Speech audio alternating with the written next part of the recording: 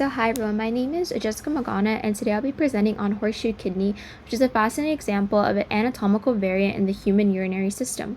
I chose this topic because it shows how small changes during development can lead to unique structures that usually don't affect function but can still be important in medical and surgical settings. So to begin, we'll be talking about just the typical kidney anatomy. The kidneys are two bean-shaped organs located on either side of the spine, just below the rib cage in an area called the retroperitoneal space. The right kidney sits slightly lower than the left kidney due to the liver.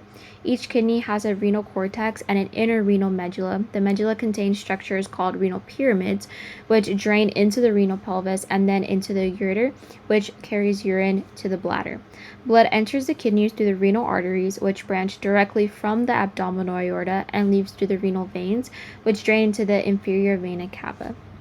And this is just an infographic which shows like the basics of what we discussed. So you see the renal cortex, the renal medulla, the renal pelvis, and the ureter. So now I'll be discussing the typical functionality of the kidneys. So the kidneys serve as the body's natural filtration system. They filter blood to remove waste products, toxins, and extra water, forming urine. Each kidney contains about 1 million nephrons, which are the tiny functional units that filter and reabsorb substances.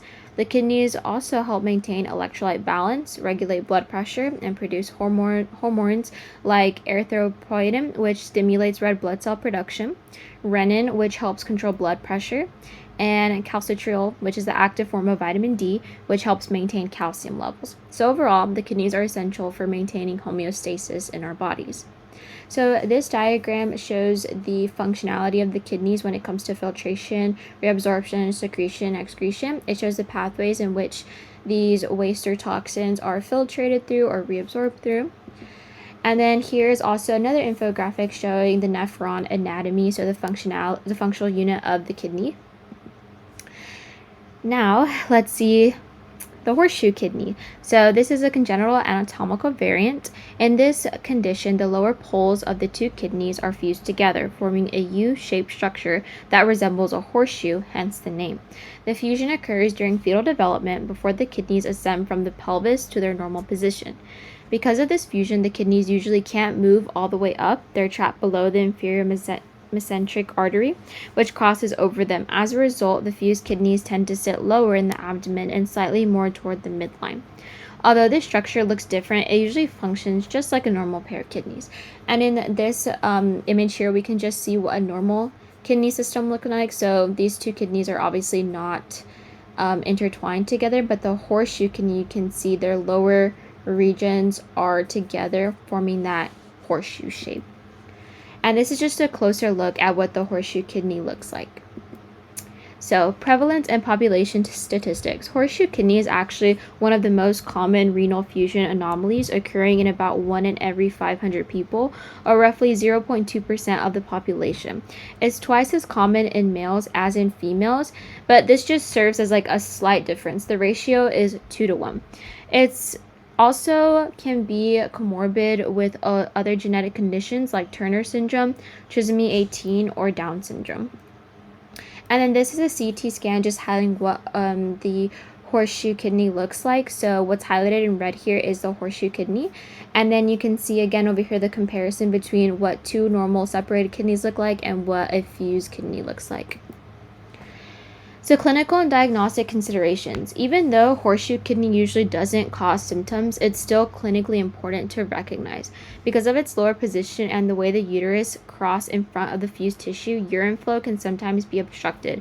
This increases the risk of urinary tract infections, hydronephrosis, and kidney stones.